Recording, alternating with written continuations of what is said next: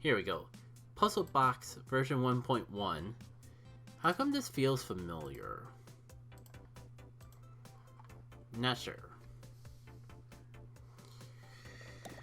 But I feel like I'm pretty confident I haven't played it before, so let's give it a shot.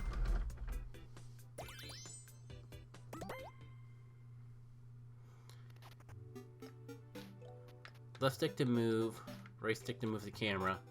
Ah.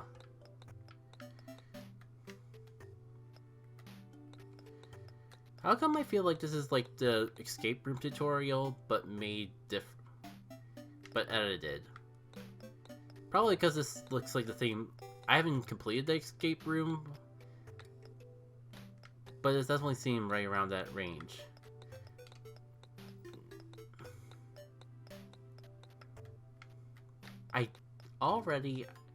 I don't like this camera, but I'm gonna just assume that's all they knew how to do. Somehow I unlocked the ability to jump. But I guess I was supposed to I was just trying to push the ball towards the button. But I think I was supposed to use this formula to some degree.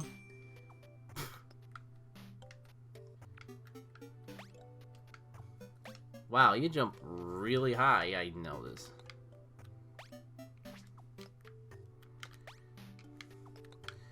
Well, my curiosity was piqued with the bot.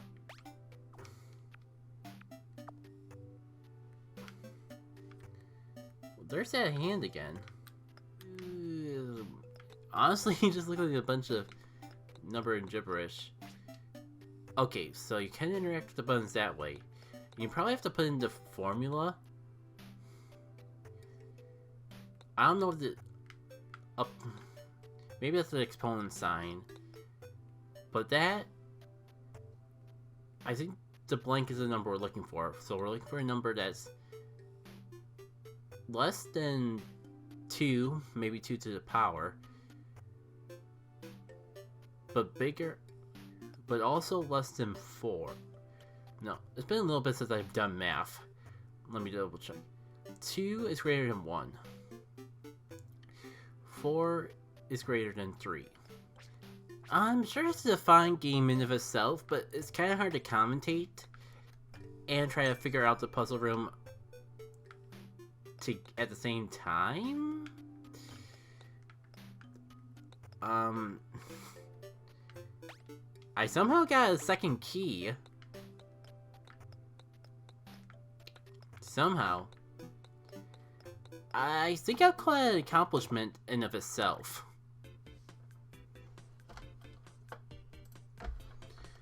Alright, let's get something else to play. Oh, this looks interesting. Slime Time Bullet Shine 2. Definitely a polar opposite to the puzzle room we just did. This one seems like it's going to be a lot more action oriented. Except I didn't catch the controls. Oh. First thought that comes to my mind is that mini game from Donkey Kong 64 where you're stuck in rotation but you can move around and shoot your fruit weapon at the Kremlings. Yeah, I know DK64 is a weird thing to have your mind go to first. But I've been watching a playthrough of Donkey Kong 64 lately, so it's fresh on my mind. It's nostalgia as core. And it doesn't help that there's probably other games like this, but not too many. That said, I think we got the basic concept. Spin around in a circle and shoot until you die. Try to last as long as you can. I don't know if there's really anything more I can add to it. There is, maybe... Yeah, it does feel like the hit... I don't know if I would say the hit detection is off, but it feels a little... feels a little weird in the sense that... It feels like I'm getting hit before the ball actually collides with the sprite. So that's why I have my suspicions about something with hit collection. Also, I noticed the exclamation points kind of just give me a good cue with how's going on. Yeah, The Undying Fight for Undertale is an interesting comparison, Lava, so there's that too. Sure, DK. Sure, DJ. Stream just started, so I definitely have plenty of time to play a viewer level, so go right ahead. Yeah, and both the things that you brought up would improve the experience. I definitely can agree with that. Like, it's a solid game on its own. The only downside I really see of it is that it's short. It ends too quickly. It's simple, but a simple game is fine in and of itself.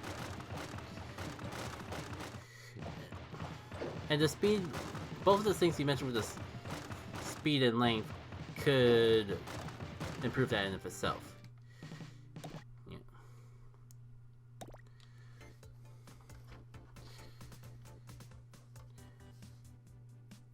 I mean, this comes up every now and then, because I think, like, some people that sometimes just nominate things even if they didn't make them, because I'm not sure.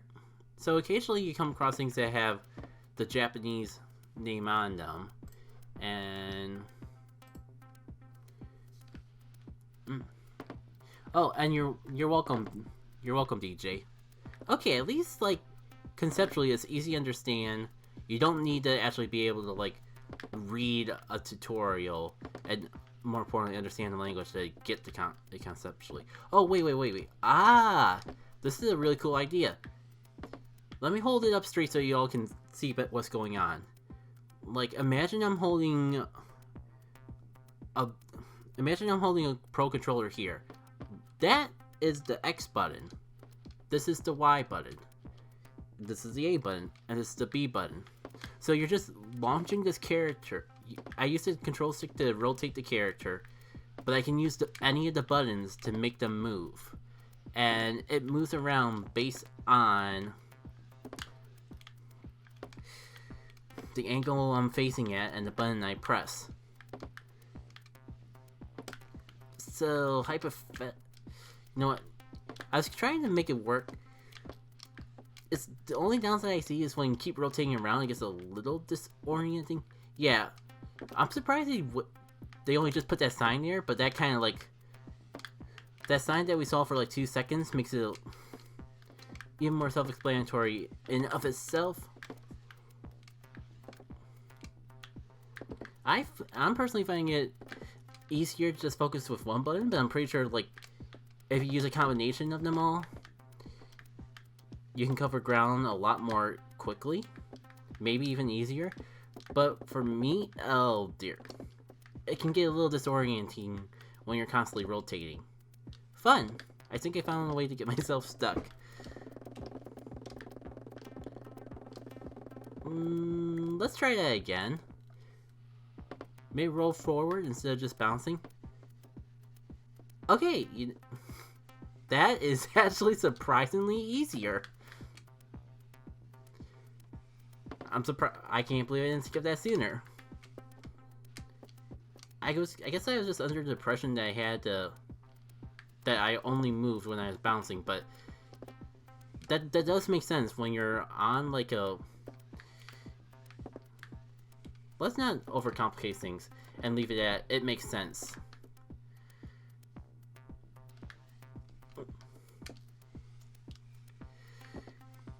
The thing I like about the bouncing is that it does project you.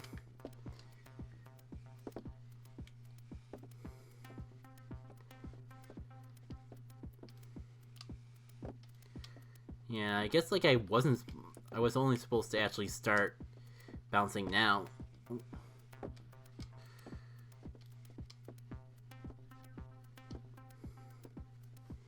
You know what? I think this is working slowly, but working.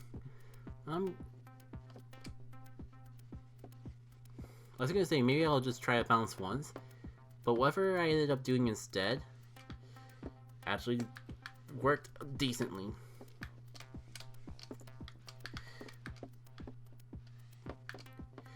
The hard part is just keeping track of the button and just, like, not having to push to jump yourself every single time does help with that. But, like, I think right here would be a good case in point of a case where I do need to do that. Oh, hold on. I might have been onto something.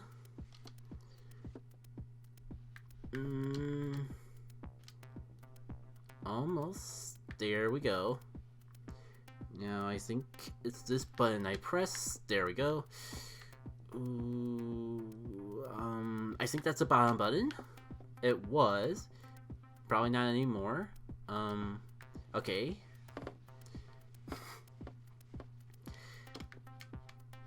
Alright.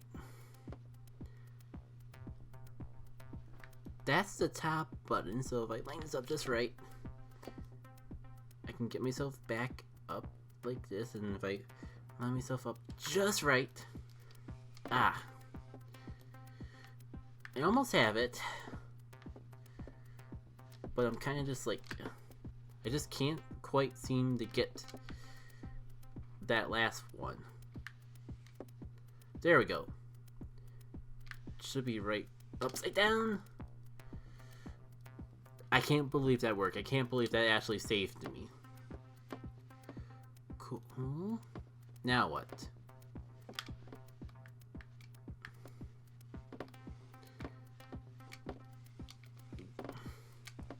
It kind of looks like the wall is breakable, but at the same time... Okay. I got another idea, but it's... Oh, it is just match up the color to... and actually punch it. Which is a little hard because the green and the yellow like change because like it's reflective or whatever. So there's a lot of times I'm having a hard time telling the difference between green and yellow. There we go. Okay. Go. Now I just gotta get out of here, which is easier said than done. Alright. Left. Bottom. Is that just supposed to be red? Or is there something else going on here? I guess the right one could sort of be red.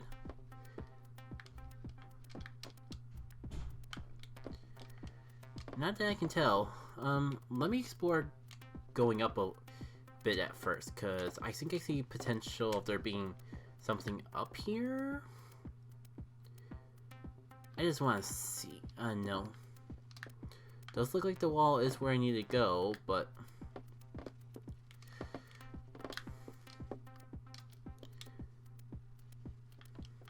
yeah.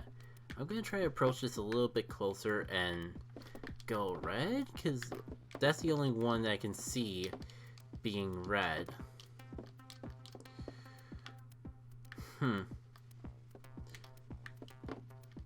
I'm not crazy, right?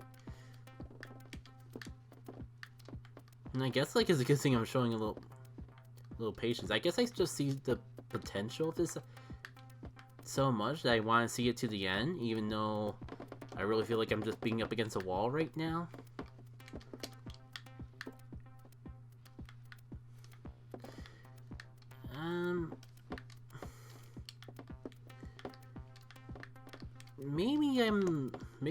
Maybe it's like color mixture where like if I hit two sides close enough, quickly enough, that we can actually get it open.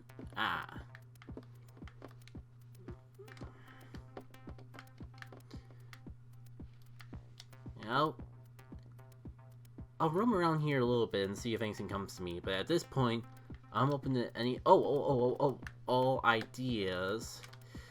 Get back up there, my cubey friend. I think I saw a wall up there. So, unless someone else has a better idea, I'm gonna try and make my way over that way.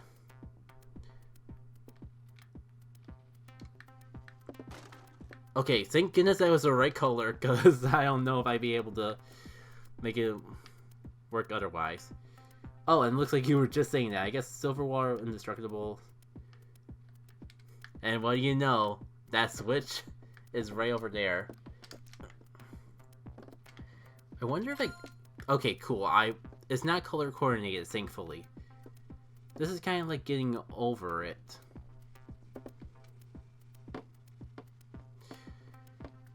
Well, I mean, so far that was the trickiest part, so as far as I can see, it's only uphill from here.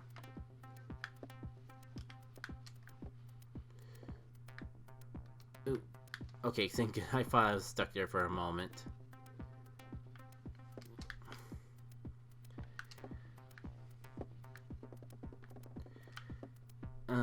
Can I pull myself up this way? Okay, I can at least stall for enough time to actually get over there. I feel like I have been getting way too lucky with what colors these are, with how similar the blue and the green look. Alright.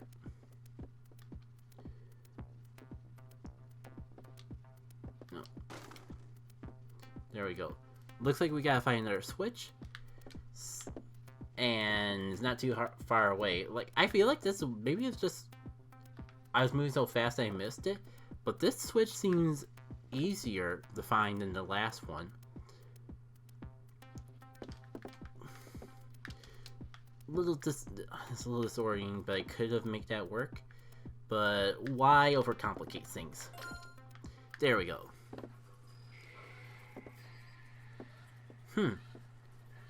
Wonder what's going on with the music over there. Oh! I got a feeling this is the end. Just gotta hit our emergency spaceship button, and looks like we made it to the goal.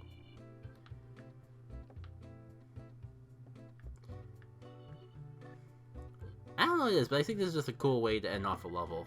I wonder though... Yeah, there is an invisible wall. How penetrable is that invisible wall though? It's probably because the world is in metal, so the colors don't really look the best. Yeah. That's kind of what I was saying, Mr. Classy Gassy. The metallic texture kind of just like makes colors that are semi-similar look a lot more similar, especially when the light's reflecting off them in particular ways, like yellow and green. I think it doesn't look like this level automatically resets, so I think we got everything out of that we could. I really like that one. It's a really neat idea, and there's a little bit of head scratcher to it, but nothing too challenging. And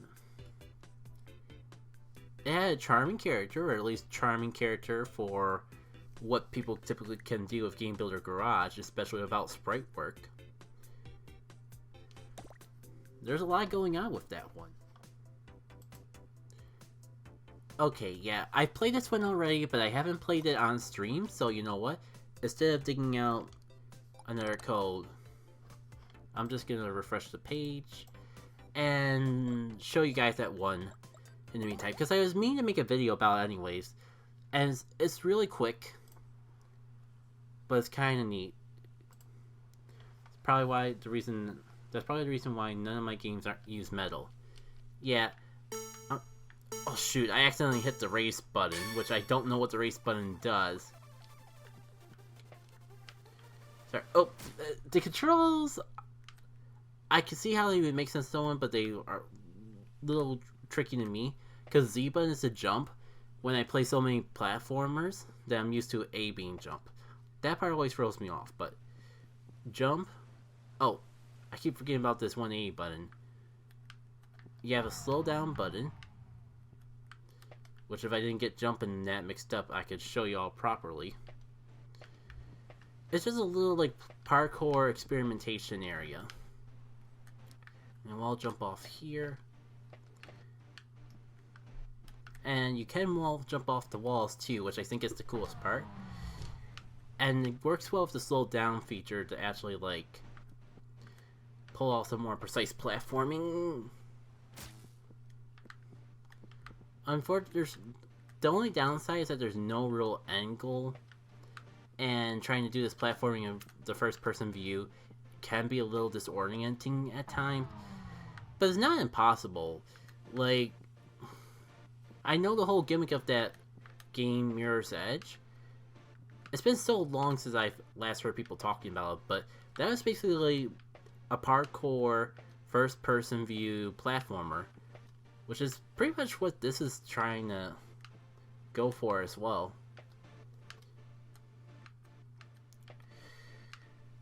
You know, I don't think I did only play around with this for a very short time, so this is kind of like the highest I've gone up this tower, for example. And I wonder if I can make it over there. X is to slow down. If I remember, oh, I was gonna say remember that, but I probably should have jumped and then hit the slow down button.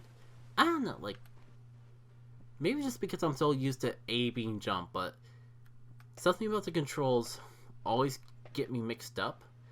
But besides that, I think it's a pretty cool concept.